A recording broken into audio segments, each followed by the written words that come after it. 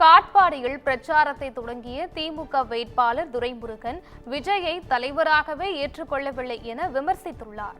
வேலூர் மாவட்டம் காட்பாடியில் 10 முறை எம்எல்ஏவாக இருந்த துரைமுருகன் 13வது முறையாக எம்எல்ஏ களம் காண்கிறார்.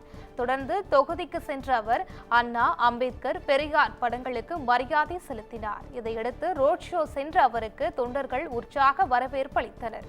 இந்நிலையில் செய்தியாளர்களை சந்தித்த அமைச்சர் துரைமுருகன் காட்பாடியில் திமுக வெற்றி உறுதி என கூறினார்.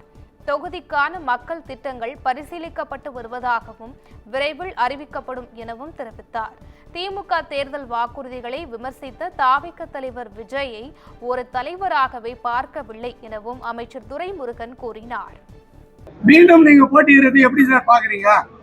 இப்போ உங்களுக்காக மாவட்ட செயலாளரா உங்க மகன் பணியாற்ற போறாரு.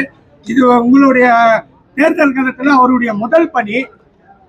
நீங்க ஒரு மூத்த அரசியல்வாதியா என்ன ஐடியா இதெல்லாம் கொடுத்துருக்கீங்களா?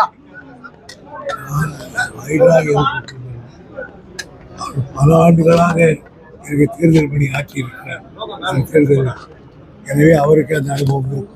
அதே போல உடைஞ்ச கண்ணாடி, கிழிஞ்ச துணி, திமுகவோட தேர்தல் அறிக்கை உடைஞ்ச கண்ணாடியோ கிழிஞ்சு போன துணியும் மாதிரி இருக்கு அப்படின்னு தாவேக தலைவர் விஜய் நேற்று கடுமையா பேசியிருக்காரு திமுகவை.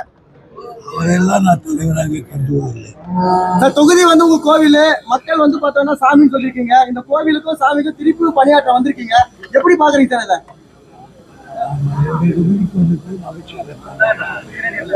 என்னென்ன பணிகள், அதாவது ஏதாவது ஒரு பணி உங்களுக்கு மனசுக்குள்ள இருக்குல்ல சார், இந்த பணியை காட்பாடி மக்களுக்கு செய்யணும் இறங்கி தேர்தல் நான்கு முறை போட்டி நடக்குது. இந்த 4 முறை போட்டி காட்பாடியில உங்களுடைய வெற்றி வாய்ப்பு எப்படி இருக்குன்னு பாக்குறீங்க சார்? எத்தனை முறை போட்டி இருந்தாலும் காட்பாடியில் திராவிட முன்னேற்ற கழகம் வெற்றி பெறும். எதிர்கட்சியெல்லாம் என்ன சொல்றாங்கன்னா காட்பாடியில எந்த ஒரு நலத்திட்ட பணிகளும் செய்யல, மீண்டும் இவங்க ஒன்னால ஒண்ணும் பண்ண மாட்டாங்க, நாங்க தான் செய்வோம் அப்படின்னு சொல்லிட்டு அவங்களுடைய வாக்கு சேகரிக்கிறாங்க. நீங்க அதை எப்படி பாக்குறீங்க சார்? காட்பாடி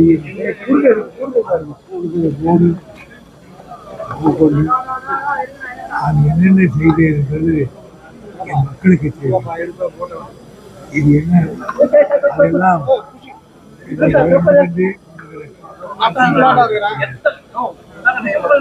திமுக